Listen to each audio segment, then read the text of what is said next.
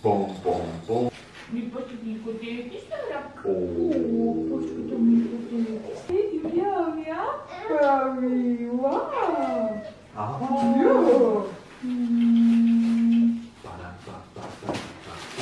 Man ļoti patīk. Ļoti smuki. Mēs gribam daudz. Mājās. Tik līmāsa. Kādu man.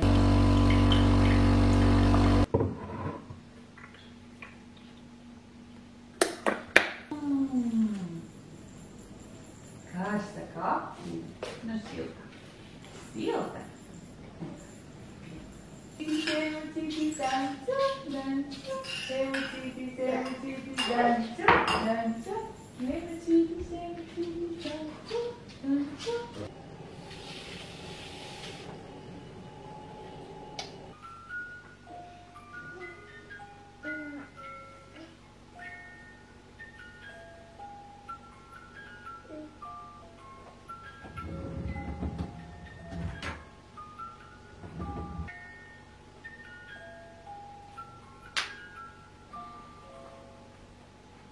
Labrīt! Šodien mēs esam iesākuši rītu pavisam mierīgi dzīvojoties mājās ar meitiņu. Un pagājušajā video es minēju, ka varētu jums mazliet pastāstīt tādu nelielu update, kā tad mums iet, jo Emmai tikko palika 4 mēneši un, protams, daudz kas ir pamainījies. Un tad es atnācu piesaist viņas istabiņā un izdomāju ar jums mazliet papļāpāt. Un jā, šie 4 mēneši bijuši ļoti dažādi. Un pašā sākumā, tad, kad mēs tikko atbraucām mājās, mēs ar vīru bieži vien runājām, ka nevar būt, ka būs šī tik vienkārši. Tā kā mēs bijām gaidījuši pilnībā negulētas naktis, daudz raudāšanu, pašiem droši vien spēka izsīkumu un vispārējo. Un mēs gulējām perfekti, Emma modās, es viņu pieliku pie krūts. Viņa atkal aizmiga, pēc 3 stundām viņa pamodās, atkal pielika pie krūts, viņa aizmiga, un tā mēs gulējām visu nakti. Un, jā, viss tiešām bija super vienkārši. Pa dienām viņa ļoti daudz gulēja, pirmos tā kā aptuveni 2 mēnešus. Vienīgā problēma, kas mums tajā laikā bija viņas puncītis. Kā jau lielākajai daļai bērniņu, viņai bija jāiemācās puncītim strādāt, zarniņām strādāt, un tas viņai sagādāja diskomfortu laiku pa laikam. Un jā, tad neskaitot šo te puncīti, mums tiešām bija super viegli. Mēs ar Robertu visu laiku runājām, tā kā viens otram prasījām, tu varēji iedomāties, ka tu šī tik labi gulēsi ar mazu zīdainītu, vai ka tik vienkāršas būs dienas un mierīgas, un mēs varējām darīt mājasdarbus un tā tālāk. Tātad tas bija pats sākums, kad mēs vienkārši nespējām noticēt, cik ir vienkārši.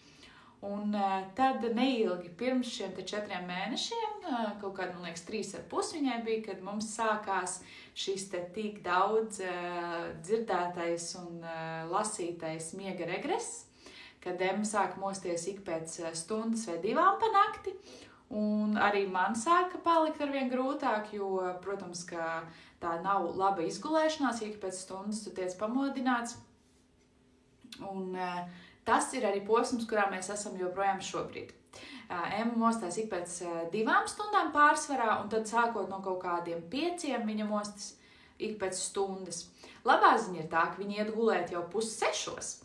Viņa aizmieg 5:30, un viņa mostās ap 7 vai 8. Tas arī šeit tad mainās, brīžiem viņa pamostās 9, brīžiem 7, bet aptuveni tā. Tā ir labā ziņa, jo patiešām tas laiks, kad viņi guļ ļoti ilgs, man vakarā ir brīvais laiks kaut ko padarīt, mēs ar vīru skatāmies seriālus vai kaut kā tā, bet, protams, tā mošanās cik pēc tās stundas vai 2 ir mazliet apgrūtinoša naktī, jo sanāk tas miegs tāds saraustīts. Mēs mēģinājām arī viņu likt kaut kad gulēt vēlāk, ar domu, ka varbūt tad viņa nemodīsies tik bieži, bet bija tas pats, un viņa nākamajā dienā jutās sliktāk un gribēja vairāk tā kā garākas dienduses, un likās vienkārši, ka viņa nav izgulējusies tik ļoti. Tad mēs atgriezāmies pie šī te laika, liku viņu gulēt ap 5:30, jo viņa tiešām tā jūtās vislabāk, un arī mēs jūtamies ar to apmierināti un labi, tāpēc arī es domāju, ka kāpēc šobrīd šo te mainīt. Bet jā, atgriežoties pie tā, ka sākās šis te miega regress, es jūtu to, ka, jā, paliek grūtāk, tā kā tad, kad ir tā, bija arī naktis, kad, piemēram, visu naktī pēc stundas viņi mostās, un tās dienas pēc tam tiešām bija tādas pagrūtas, un es izdomāju, ka es uzrakstīšu kādai miega konsultantei, un vispār parasti es nekad nestāstu nekādas tādas, varbūt netik pozitīvas atsauksmes vai ko, un es arī šoreiz negribētu teikt, ka, es nezinu, ka šīs te speciālists, kuru es labāk arī neminēšu, ir, ka šī sadarbība nebija pozitīva, bet drīzāk jāsaka, sadarbības vienkārši nebija. Un stāsts ir tāds, ka es uzrakstīju kādai miega konsultantei un izstāstīju šo situāciju, un manā galvā doma bija tāda, ka tā kā kaut kādās naktīs Emma mostās ik pēc stundas, es pieļauju, ka viņi noteikti negrib ēst, jo viņi tik bieži ēst negrib. Viņi vienkārši uzmostās, pieņemsim no mororefleksa vai no gāzītēm, uzmostās un pati nespēja sev nomierināt un aizmigt. Un tad atkal viņai vajag pupiņu, es lieku viņu pie krūts, un tā viņa aizmieg, un tā ik pēc stundas, un tāpēc arī tad, kad bija šīs naktis, es izdomāju, ok, es uzrakstīšu miega konsultantei, ko viņa teiks, un varbūt viņa varētu atbraukt uz konsultāciju un mums palīdzēt. Un atbilde, ko es saņēmu, man patiesībā diezgan šokēja, jo šī konsultanta atbildēja, ka tā nav viņas metode, iemidzināšana tā kā bez krūts, ka agrāk vienmēr bērniņi ir gulējuši pie krūts, un ka viņa ir tikai par šādu metodi, un arī pret gulēšanu atsevišķā gultiņā un tā tālāk, kas ir saprotams. Es arī neplānoju Emmu ņemt nost no krūts un midzināt tikai ar knupi vai kaut kā tā. Tā mana doma vienkārši bija, ja viņa uzmostas, pieņemsim, no mororefleksa, vai viņai pašai nebūtu labāk, ja viņa spētu vienkārši mierīgi aizmigt, nevis uzreiz meklēt krūti. Es nezinu, kaut kā tā savāda sajūta šobrīd ir pēc tā atteikuma, ka varētu tā viņu nosaukt, un likās tā, vai tad nav tā, ka katrai ģimenei var piemeklēt kaut kādu metodi, kas viņiem darbojas, vai tāpatās palīdzēt ar savu viedokli un tā, bet, tur šobrīd mēs arī apstājāmies, tātad miega konsultantu mēs neesam ņēmuši, un es arī nezinu tagad, vai mēs to gribam, jo, protams, nav arī baigi traki. Emma guļ ļoti lielu šo te laiku naktī, un tās naktis, kad viņa mostās ik pēc 2 stundām, vai dažreiz arī ik pēc 3, tad ir ok, tiešām tad arī es izguļos, un tad nav tik traki, bet tik un tā man kaut kā pašai liekas, ka, kā bērniņam jau kaut kad ir jāsāk iemācīties to, kā iemigt pašai. Es nezinu, varbūt es domāju nepareizi, varbūt kāds no jums var padalīties ar savu viedokli vai savu pieredzi. Es nezinu, jā, tas tāds ļoti garš ievads par to, kā mums iet tieši saistībā ar miegu. Jā, tas ir vienkārši kaut kāds arī mans domu virpulis šobrīd, jo mēs ar Robertu daudz par to runājam, daudz par to domājam, cik tas ir ok. Pārunājot ar mīļotavas mamām, pilnībā visas man atbildēja, ka viņu tās, kas atbildēja. Protams, bija arī, kas droši vien neuzraksta, varbūt, ja kādai guļ visu nakti, tad viņi labāk neraksta, vienkārši, lai nebērtu sāli brūcēs. Bet tās, kas rakstīja, tās daudzas ļoti rakstīja, ka guļ un mostās ik pēc 1-2 stundām bērniņi, kas tad droši vien jāpieņem, ka tas ir ok, mēs neesam vienīgie tādi. Bet, protams, ja ir kāds risinājums vai ir kaut kas, kā es vienkārši Emmai varētu palīdzēt un uzlabot miegu, tad es to gribētu zināt. Tāpēc arī, ja jums ir kāds miega konsultants, ko jūs varat ieteikt, es arī labprāt par to palasītu un paskatītos atsauksmes, un tad jau arī varētu izvērtēt, vai mums tāds ir nepieciešams. Jā, un tad tas ir par miegu, un citādāk arī, kā es minēju iepriekšējā video, Emma ir sākusi ļoti, ļoti strauji attīstīties. Mēs ar Robertu vienkārši skatāmies un esam šokā par to, cik ātri viņa visu apgūst. Viņa jau, man liekas, ka 2 dienas pirms 3 mēnešiem pirmo reizi apvēlās, bet viņa apvēlās gultā un nedabūja ārā rociņu no vēdera apakšas, tāpēc es to vēl neskaitīju kā pirmo reizi. Un tad pāris dienas vēlāk, kad viņai jau bija 3 mēneši un man šķiet 4 dienas, tad viņa apvēlās arī uz grīdas. Viņa apvēlās un joprojām nedabūja laukā rociņu no vēdera apakšas, bet tik un tā es to skaitu kā pirmo reizi, jo tas notika uz cietas virsmas. Un tad jau viņai aizgāja, tad viņa sāka vēlties konstanti, un arī dabūja laukā rociņas, un tagad jau viņa brīvi to dara. Sāk vēlties jau arī atpakaļ, to viņa vēl nevar katru reizi, bet, arvien biežāk viņai tas sanāk. Un viņa arī māk griezties ap savu asi uz vēdera, kas vienkārši liekas tik ļoti ātra un strauja tā attīstība, jo tikko es viņu varēju nolikt uz muguriņas, un viņa tur gulēja, skatījās apkārt un vienkārši bija pavisam mierīgi un neko nemēģināja, tad tagad kā viņa noliek uz muguras, tā viņa jau ir uz vēdera. Jā, kopumā mums tiešām iet ļoti labi, neskaitot šo te miega situāciju, tā to varētu nosaukt, jo lai arī pa nakti sanāk pamosties biežāk, tāpat mums dienas ir tāds ļoti mierīgs un foršs. Patiesībā es brīnos, cik daudz Emma tiešām ir gatava arī dzīvoties vienatnē, jo viņai ir tikai 4 mēneši, bet ja es viņu nolieku uz vēdera un viņa redz, kad apkārt kaut kas notiek, pieņemsim, suņi staigā, vai es tur kaut kur esmu, viņa vienkārši dzīvojās uz puncīšu. Un tikmēr es, piemēram, varu pagatavot ēst vai uztaisīt kafiju. Jā, un viņa vienkārši kaut ko skatās apkārt un mēģina satvērt mantiņas un tā tālāk. Tā ir lieta, kas vēl mums ir jāapgūst. Viņa vēl pagaidām, viņa sāk sniegties pēc mantiņām, bet viņas nemāk vēl apzināti satvert. Viņa vienkārši kustina pirkstiņas un nejauši viņas satver. Tā kā to mēs šobrīd mācāmies, cenšos viņai, arī kā fizioterapeiti, rādīt tās mantiņas turēt virs rociņām, lai viņi sāk celt viņas uz augšu un lai viņi sāk viņas ņemt rokās. Es nezinu, cik detalizēti jūs gribējāt šo te update, bet es patiesībā domāju, ka man pašai būs ļoti interesanti atskatīties uz šo laiku, tāpēc es arī tā gribu to pastāstīt.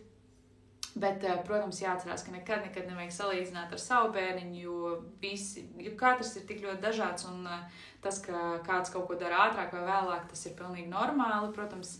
Tāpēc mēs arī ik pa laikam veicam šīs fizioterapijas vizītes, lai vienkārši paši apstiprinātu sev, ka viss ir kārtībā, ka nekas nav par ātru vai par lēnu vai nepareizi, un vienkārši tādam savam sirdsmieram. Un jā, mēs tiekamies ar fizioterapeiti Kristu, kas ir Baby Physio Instagramā. Es atstāšu linku uz viņas kontu aprakstā, jo man ļoti patīk, kā viņa strādā, kā viņa darbojas ar Emmiņu, kā viņa pasniedz informāciju un visu, ko viņa mums tā kā iemācīja, īpaši sākumā ar handlingu. Tas bija ļoti vērtīgi. Nu jā, kaut kā tā, protams, mums vēl ir daudz ko apgūt Emmiņai, kā mūsu Emmas doktori teica, ka nevienā augstskolā, nevienā Hārvardā neapgūst tik daudz kā bērniņš savu 1. gada laikā. Tā kā tiešām var redzēt, ka tā attīstība ir ļoti strauja, un tu kaut ko viņai parādi, piemēram, kā taisīt skaņu ar muti, un nākamo dienu, visu dienu viņa taisa šo skaņu. Vai arī mēs ieliekam viņai viņas pēdiņas rokās, un tagad viss, ko viņa mēģina darīt, ir satvert savus pēdiņus. Tā kā tas viss ir tik interesanti vērot, kā tiešām bērniņš cik ātri iemācās un cik ātri viņš tā kā piefiksē tās lietas, ko tu viņam parādi. Bet, jā, tas tāds pagaršs stāsts par to, kā mums šobrīd iet. Tad šodien mums plānā ir nedarīt pilnīgi neko, atpūsties pa mājām un vienkārši dzīvoties ar Emmiņu un baudīt laiku kopā. Tā kā došos tagad pie meitiņas. Un plānā, protams, izdzert arī savu rīta kafiju, kas sen jau ir atdzisusi, kā parasti.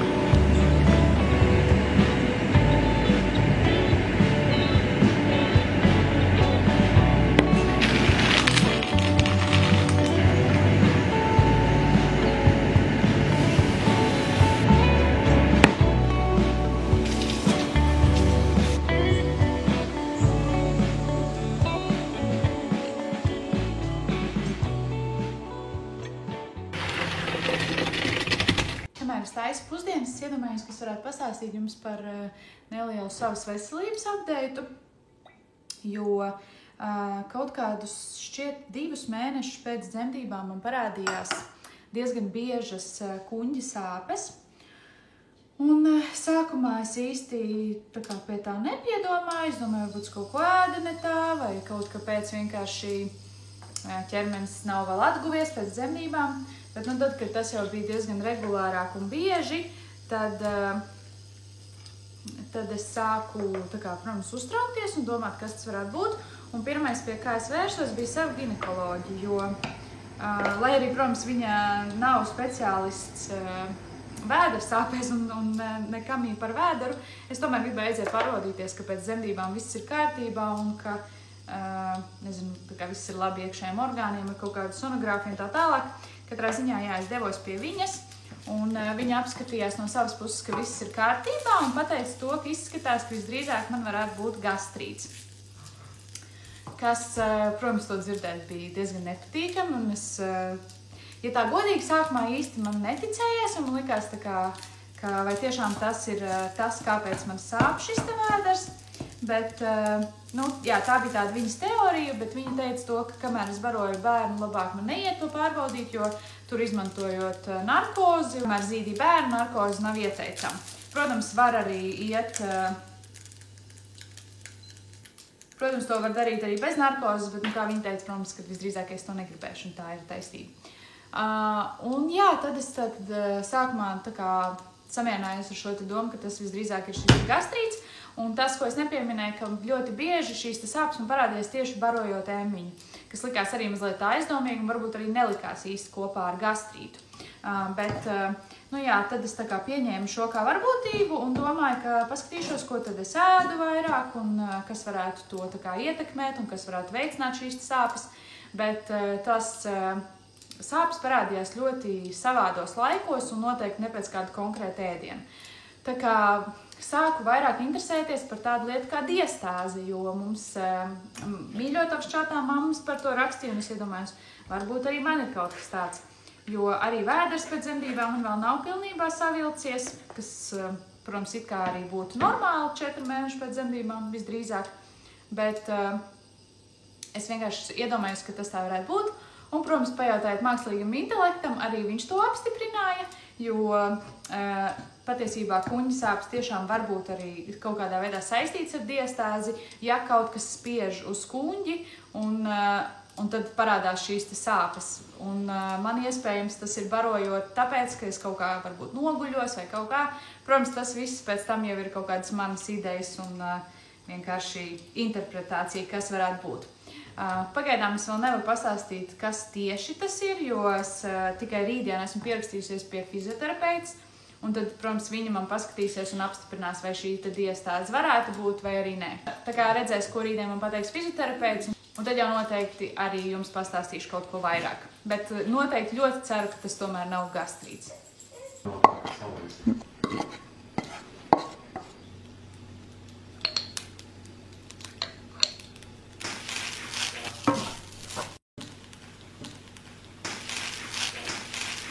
Emmiņa ļoti bieži guļ diendusis man pie krūts, un tad, kad viņa guļ, man bieži vien paslīd kāja kādā internetveikalā. Un ļoti bieži tas ir, vai lielākoties tas ir kaut kas priekš bērniņiem.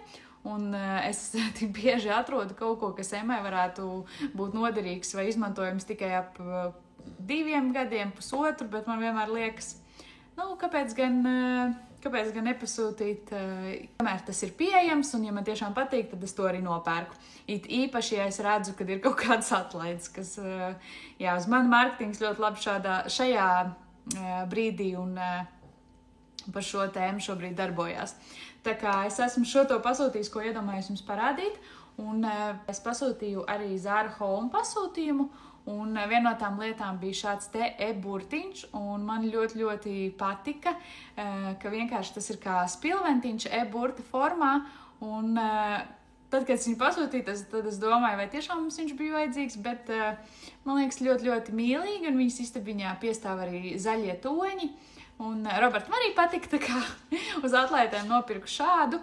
Un, starp citu, runājot par viņas istabiņu, mums drīzumā ir plāns mazliet piestrādāt pie istabas, kas ir blakus Emmas istabai. Tā kādreiz nākotnē ir domājams, ka būs vēl viena bērnistaba. Un tajā ir lielā divguļamā gulta, kas ir no mūsu vecajām mājām. Un mūsu plāns jau sen bija šo te gultu pārvietot uz pirtiņas mansardu, lai tā kā tur var palikt arī viesi, kas atbrauc. Un tad to istabu uztaisīt par bērnistabu. Tas būs kādreiz. Bet tā kā šobrīd šī te bērnistaba, protams, mums nav nepieciešama. Otra, mēs izdomājām, ka mēs uztaisīsim Emmai tādu kā nelielu spēļu istabu, jeb istabiņu, kur vienkārši viss būs droši, nebūs nekādi asi stūri vai nekas tāds, un kur vienkārši varēs būt viņas rotaļlietas un viņa varēs rotaļāties. Tā kā mēs palēnām sāksim arī pārtaisīt šo te istabu. Nav plānā noteikti nekāda tur sienas apgleznojuma vai nekas liels, bet vienkārši par cik mums šī istaba ir brīva, mēs domājam, kāpēc gan, lai kaut ko tādu šobrīd neuztaisītu. Un tad tas, kas mums ir plānā, ir pārvietot šo te divguļamo gultu, kā es minēju, uz pirts mansardu. Tad tā istaba paliek tukša.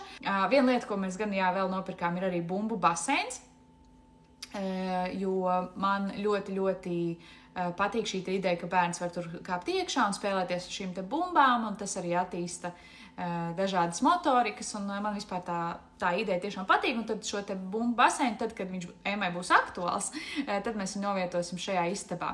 Bet kāpēc es to pasūtīju tagad, jo man liekas, ka tieši šobrīd ir atlaide, viņam bija no 130 uz 90, man šķiet, eiro, ja es nemaldos. Es atstāšu arī aprakstā, kādu mēs pasūtījām, un parādīšu jums to pēc brīža. Bet, jā, tas tāds mazais mājas updates, kas mums ir plānā. Es zinu, ka tas ir tā pilnīgi noteikti nav pirmā nepieciešamība šī istabiņa, bet man vienkārši šķiet, ka tā būs tiešām forša vieta, kur viņai rotaļāties. Bet atgriežoties pie haula, es iegāju nesen arī Sinsejā un ieraudzīju šādu te My First Year rāmīti. Un man ļoti patika, ka tur tieši ir šie 12 lodziņi, kur var atstāt no katra mēnesīša bildi. Un es katru mēnesīti Emmu arī nobildēju ar kūciņu, ko es viņai tajā mēnesī izcepu. Tā kā varēšu salikt tās bildītes šeit, un tad kādu mūsu kopbildi, man likās, ka tāds ļoti foršs rāmīts. Un maksāja 4,49. Un, jā, tad man kāja paslīdēja kādā bērnu veikalā uz lietām, ko viņai pavisam noteikti vēl nevajag un nevajadzēs vēl kādu laiku. Bet tie, kas man seko jau kādu brītiņu, zina, ka man ir kāda ļoti liela apsēstība ar Ziemassvētkiem. Un man tiešām ļoti patīk šis te Ziemassvētku laiks, un es vienmēr cenšos to radīt pēc iespējas maģiskāku. Es dekorēju māju jau novembra sākumā. Mēs braucam uz dažādiem Ziemassvētku pasākumiem un tā tālāk. Un, protams, ka es nevaru sagaidīt arī gan dekorēt meitiņas istabu, gan arī viņai šos svētkus padarīt maksimāli mīļus un tādus maģiskus. Un tad vienā veikaliņā bija atlaides tieši Ziemassvētku bērnu precēm. Tā kā tur man paslīdēja kāja. Un viena no lietām, uz ko man šī kāja paslīdēja, bija... Tūlīt parādīšu.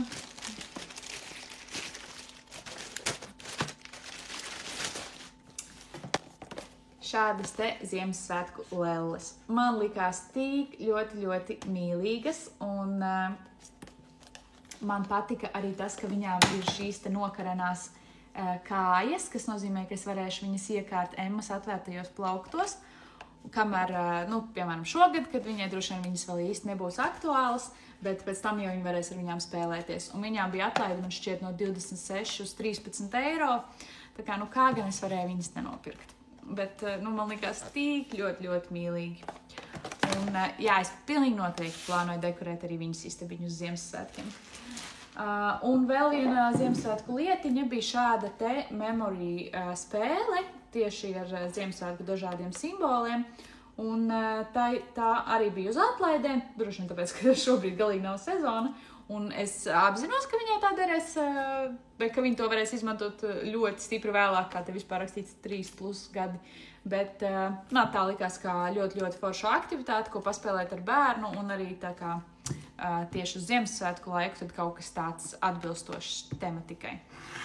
Un tātad es pasūtīju šīs 3 lietiņas, un vēl tajā pašā veikalā ievēroju arī šādu te krāsojamo grāmatiņu, kas, protams, arī ir stipri vecākam bērniņam, bet tāpat arī bija uz atlaidēm, un man ļoti patika tā ideja, ka tu krāso ar šādu te marķierīti ar ūdeni, un tad sāk parādīties zīmējums, kas ir grāmatiņā iekšā, un tad, kad zīmējums izžūst, tad viņš atkal paliek neredzams un var krāsot vēlreiz. Man liekas ļoti, ļoti forša grāmatiņa, un gribēju to nopirkt, kamēr tā vēl bija pieejama. Es uz visu atstāšu linkus apakšā. Man gan liekas, esmu diezgan droši, ka šīs Ziemassvētku lietiņas ir izpirktas, jo, kad es gribēju vēlreiz parādīt Robertam viņas internetu veiklā, tad viņi jau vairs nebija. Tā kā, bet paskatīšos, varbūt kaut kur citur tādas ir. Un, tas tāds neliels hauliņš ar to, ko es esmu sapirkusi, kamēr meitiņa man blakus guļ. Un, parādīšu jums vēl arī bumbu basēnu, ko mēs nopirkām. Un šāds te ir tas bumbu basēns, viņš ir tādā brūnā krāsā, līdzīgi kā dīvāns. Un klāt nāca 203 dažādu krāsu bumbiņas, kas ir zelta, baltas un rozīgas. Tā kā, viņš kopā ir, man liekas, aptuveni metru plats vai 90 cm šeit bija patiesībā diezgan paliels. Un, to tad mēs varēsim novietot šajā te spēļu istabā, kad viņa taps un arī, kad Emmai tas būs kaut cik aktuālāk. Mēs vēlreiz pārkārtojām šo te pirmo atvilkni Emmiņai. Katru reizi, man liekas, saprotam kaut ko, kas labāk strādā, un tad šobrīd te ir pamperi parasti, kur mums ir beigušies un ir jānopērk. Un starp citu, runājot par pamperiem, mēs lietojam šādus te mūnī pamperus. Mums ļoti, ļoti patīk. Es viņus spērku Baby City internetu veiklā, jo veiklā ir daudz dārgāk nekā internetu veiklā. Un viņi jau ir, man liekas, viņi ir S izmēriņā jau. Sākām ar to newborn, kas bija līdz 5 kg, man liekas, un tagad viņi ir 4 līdz 8 kg. Tā kā mēs lietojam šādus te, un viņus pasūtot, principā tajā pašā dienā viņus var arī saņemt. Bet, tātad mēs pārtaisījām šo te atvilkni, un tas, ko mēs izdarījām, ir visas aktuālās drēbītes, ko mēs ikdienā viņai velkam, pārlikām no skapja uz šeieni, tāpēc, ka viņa veļās, un viņu šeit vienu pašu atstāt nevar. Un tad šeit mums ir pidžamiņas un romperīši, kas ir bez kājiņām. Te ir visi bodiji, te ir biksītes, kas viņai tagad dara, un te ir zeķītes. Tad mums ir mitrās salvetes un paklājiņi, kurus mēs vairs neizmantojam. Mēs sākumā likām uz šī te pārtinamā galda arī tā kā vienreiz lietojamo paklājiņu, bet tad mēs sapratām, ka no tā reāli nav nekādas jēgas, tāpēc to mēs vairs neizmantojam. Bet, tie mums vēl te stāv, ko paņemt līdzi, ja kaut kur brauc, un arī mitrās salvetes izmantojam tikai ārpus mājām. Un te ir tad kaut kādi aksesuāri, ko es esmu viņai pasūtījusi, bet mēs neesam vēl lietojuši. Un te ir lacītes, kuras tagad sākām lietot, jo ir ļoti, ļoti daudz siekalu. Un tad te, man liekas, jau arī iepriekš bija viss tā kā palīga iekārtas, ja to tā var nosaukt, kas ir termometrs, nagu vīlīte, ķemmīte un mērlente, jo tā nāca līdz pie svariem, kurus mums atdeva, tā kā mēs varam ik pa laikam viņu arī nomērīt, kā tad viņa mums aug. Un tā nu šī atvilkne mainās un pilnveidojās līdz arī ar Emmiņas augšanu. Un tad šeit skapī, kur agrāk stāvēja visas šī brīža drēbītes, tad mums ir nākamie izmēri. Un es nespēju nocēt, ka nākamie izmēriņi mums jau ir 6 līdz 9 mēnešu vecumam, kas ir 74. izmērs. Tas vienkārši, manuprāt, ir neaptverams, jo tikko viņa vēl piedzima un vilka 50. izmēru, tā kā, esam salikuši te, kas būs nākamie izmēri. Un, vai arī tad te ir kaut kāds pāris drēbītes arī, kas der, bet, kuras mēs lietojam vai velkam ļoti reti. Un tad te mums ir jau 9 līdz 12 un 12 līdz 18. Pārsvarā tas viss ir sadāvināts. Un šeit ir jau 12 līdz 18, kas ir kleitas un viss kaut kas tāds. Un, jā, tas, kas mums vēl ļoti ilgu laiku nebūs nepieciešams. Un tad šeit, kā arī iepriekš bija, ir viss viņas zolīdās drēbes, ja tā varētu teikt, visādas kleitiņas un kostīmiņi, kas nezinu, negribās burzīt atvilknē, tad esmu sakārus uz pakarējumiem. Šie visi ir tas, kas der tagad, un šeit ir jau 6 līdz 9 mēnesī. Šīs taisas, starp citu, pasūtīju Šeinā. Un tad man liekas, ka viena kleitiņa mums ir 9 līdz 12 jau uzkārta.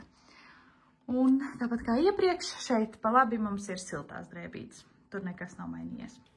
Un jā, es nezinu, vai jums šādi update vispār ir interesanti, bet es Instagramā jums pavaicāju, vai jūs labāk gribētu redzēt garākus vai īsākus video, un lielākā daļa atbildēja, ka vēlas redzēt garākus. Man liekas, 95% atbildēja, tā kā es labprāt padalos arī ar kaut kādām tādām mazākām detaļām ar jums, un es domāju, arī pašai būs ļoti, ļoti interesanti atskatīties, kā tad meitiņas istaba izskatījās, kad viņai bija 4 mēneši.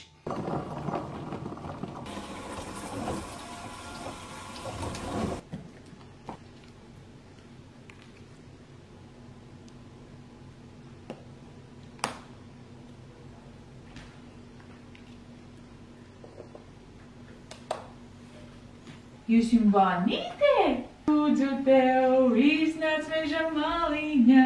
Šo brīdi kloriņā. Dig, dig, dig. Dig, dig, dig, dig. Dig, dig, dig, dig, dig. Dig, dig, dig, dig, dig. Tikko noliku gulēt Emmiņu, pulkstens ir 6:45. Parasti tā midzināšana man arī aptuveni aizņem stundu, jo viņa aizgāja gulēt 5:30. Pirms tam iegājām vannītē, un tagad tikko iznāca no midzināšanas. Viņa aizmiega aptuveni 3-5 minūtēs, tad, kad pēd, bet tad, kad viņa tā kā vēl ir tādā vājākā miedziņā, viņa nelaiž mani nost. Ja es noeju no viņas, tad viņa uzreiz uzmostas. Tāpēc aptuveni stundiņu es viņu vēl midzinu. Bet jā, tagad ir 6:30, 6:45. Un pirmā mošanās viņai parasti ir aptuveni pēc 3 stundiņām, varbūt 4, ja paveicās, tad jau redzēsim. Bet tas, ko es tagad noteikti gribu izdarīt, ko es izdaru vienmēr, kā atnāku uz viesistabu pēc viņas aizmidzināšanas, ir sakārtot. Un īpaši dienās, kad es filmēju vai daru kaut ko citu, tajos brīžos, kad Emma guļ vai tajos brīžos, kad viņa pati kaut ko padzīvojas uz vēdera, tad māja ir vienkārši visur apkārt ir viss, ko mēs esam darījuši. Ēduši arī pie ēdamgalda, spēlējušies, kaut kādas esmu izpakojusi kaut kādas sūtījumus, tā tālāk gribu tad visu novākt, lai rīt no rīta atkal varam sākt visu no gala. Un jā, pēc tam jāuztaisa vakariņas, un tad, kad Robertam beigsies darbs, tad varēsim arī paskatīties jauno Survivor sezonu. Tāpat bet laikam tā nav jaunā, mēs skatāmies tagad 48. sezonu, tūlīt iznāks 49. un 50. jau būs jubilejas sezona ar visiem veciem spēlētājiem, un man šausmīgi patīk Survivor, tā kā jā, mēs esam tagad tikai 2. sērijā, bet jā, tad plāns ir vēlāk paskatīties arī to. Un iespējams iziešu arī dārzā kaut ko padarīt, jo beidzot ir vakars, kad nelīst. Un ir pāris lietas, ko vajadzētu sadarīt, tādi sīkumiņi, bet jā, vēlāk varbūt iziešu arī tur. Bet tagad ķeros pie mājas kārtošanas.